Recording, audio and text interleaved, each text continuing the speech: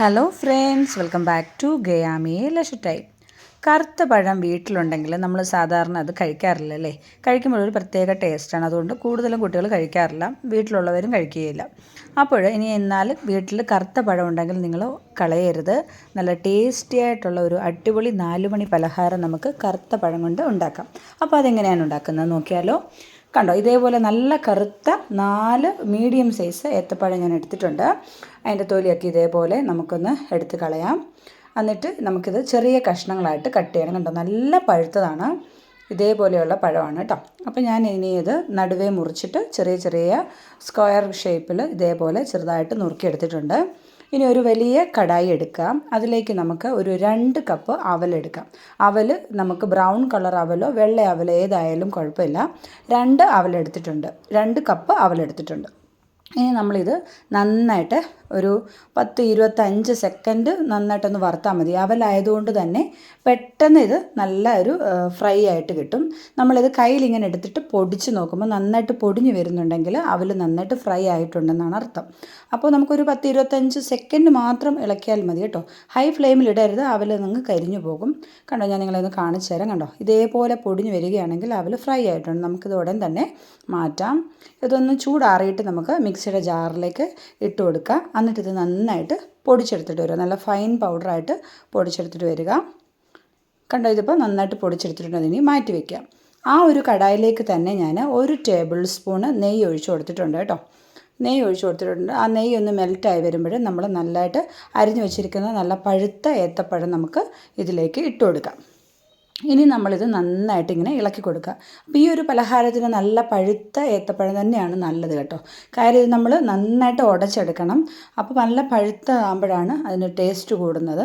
അപ്പോൾ ഇത് ആദ്യം നമുക്കൊരു കുറച്ച് ഒരു 5-6 മിനിറ്റ് ഇതേപോലെ നന്നായിട്ട് ഇങ്ങനെ ഒന്ന് ഇളക്കി കൊടുക്കാം.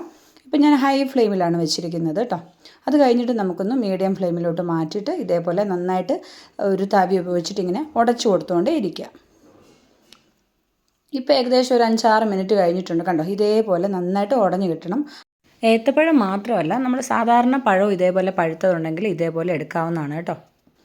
ഇനി നമുക്ക് ഇതിലേക്ക് 1 കപ്പ് തേങ്ങ ചിരകിയത് ഇട്ട് കൊടുക്കാം കേട്ടോ.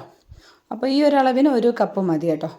അപ്പോൾ ഇനി അതുകൂടി ഇട്ടിട്ട് നമുക്കിത് നന്നായിട്ടൊന്ന് മിക്സ് ചെയ്യാം. ഇതേപോലെ ഇളക്കി കൊടുക്കാം. അപ്പോൾ ഈ ഒരു പലഹാരത്തിലേക്ക് നമ്മൾ എണ്ണയൊന്നും ചേർക്കുന്നില്ല. ഒരു 2 ടേബിൾ സ്പൂൺ നെയ്യ് മാത്രമേ ഇതിൽ ഉൾപ്പെടുന്നുള്ളൂ. ഹെൽത്തി ഒരു പലഹാരം കൂടാണ്. പെട്ടെന്ന് റെഡിയാക്കാം കേട്ടോ. ഒരു 10 മിനിറ്റ് പോലും വേണ്ട ഈ ഒരു പലഹാരം ഉണ്ടാക്കാൻ. പെട്ടെന്ന് തന്നെ റെഡിയാക്കാൻ പറ്റിയ ഒരു അടിപൊളി ടേസ്റ്റി ആയിട്ടുള്ള ഒരു 4 മണി പലഹാരമാണ്. ഇനി ഞാൻ ഇതിലേക്ക് ഒരു 2 ടേബിൾ സ്പൂൺ പഞ്ചസാര ആഡ് ചെയ്യുന്നുണ്ട്. നല്ല പഴുത്ത പഴമാണ്, പിന്നെ എന്നാലും കുറച്ചുകൂടി ഒരു ടേസ്റ്റിന് വേണ്ടിയിട്ടാണ് ഒരു 2 ടേബിൾ സ്പൂൺ പഞ്ചസാര ആഡ് ചെയ്ത് കേട്ടോ. അതേസമയം നിങ്ങൾക്ക് അത്രയും മധുരത്തിൻ്റെ ആവശ്യമില്ലെങ്കിൽ നിങ്ങൾ മധുരം ചേർക്കുകയേ വേണ്ട.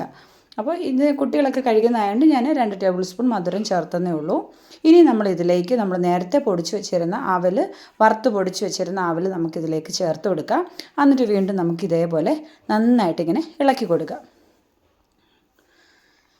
ഇനിയിപ്പം ഈ അവലും പഴവും തേങ്ങായും എല്ലാം കൂടെ ഒന്ന് മിക്സ് ആവണം, പഞ്ചസാര എല്ലാം കൂടെ ഒന്ന് മിക്സ് ആവണം. അതുവരെ നമുക്കിങ്ങനെ തുടരെ ഇങ്ങനെ ഇളക്കി കൊടുത്തുകൊണ്ടിരിക്കുക. ഇപ്പോഴെല്ലാം ഒരു മീഡിയം ഫ്ലെയിമിലാണ് ഇരിക്കുന്നത് കേട്ടോ. ഇനി ഞാൻ ഇതിലേക്ക് 1 ടീസ്പൂൺ ഏലക്ക പൊടിച്ചതും കൂടെ ചേർത്ത് കൊടുക്കുന്നുണ്ട്. അപ്പോൾ നല്ലൊരു ഫ്ലേവറിന് വേണ്ടിയിട്ട് 1 ടീസ്പൂൺ ചേർത്താൽ മതിയാവും, അധികം ആവണ്ട. എന്നിട്ട് ഇത് വീണ്ടും നമുക്ക് ഇതേപോലെ നന്നായിട്ട് മിക്സ് ചെയ്യുക.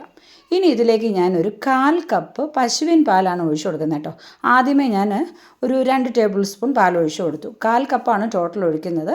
ആദ്യമേ കുറച്ച് ഒഴിച്ചു കൊടുത്തിട്ട് ഒന്ന് നന്നായിട്ട് ഇളക്കിയിട്ട് വീണ്ടും അതിൻ്റെ ബാക്കി ഒഴിക്കുന്നു. ടോട്ടൽ ഒരു 1/4 കപ്പ് പശുവിൻ പാൽ മാത്രം ചേർത്താൽ മതി.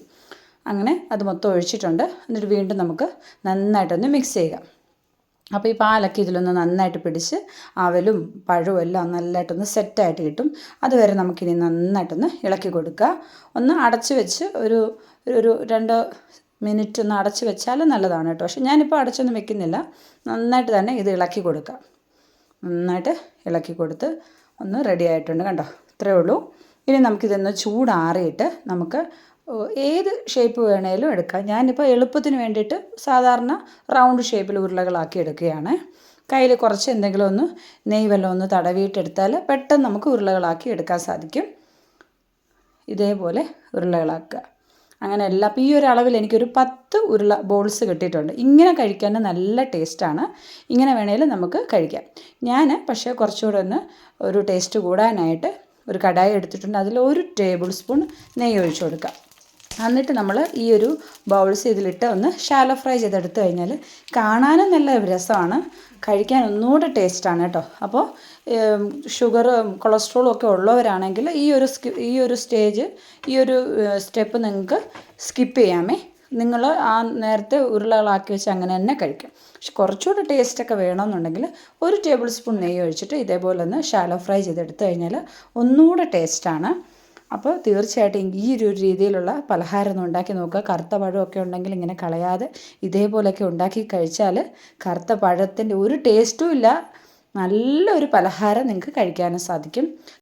ഇഷ്ടപ്പെട്ടിട്ടുണ്ടെങ്കിൽ എല്ലാ കൂട്ടുകാരും ഈ രീതിയിലൊന്ന് ട്രൈ ചെയ്ത് നോക്കുക കേട്ടോ. അപ്പോൾ നമ്മുടെ ചാനലൊക്കെ ഒന്ന് സപ്പോർട്ട് ചെയ്യുക. മറ്റൊരു നല്ല വീഡിയോ ആയിട്ട് വീണ്ടും വരാം. Thanks for watching.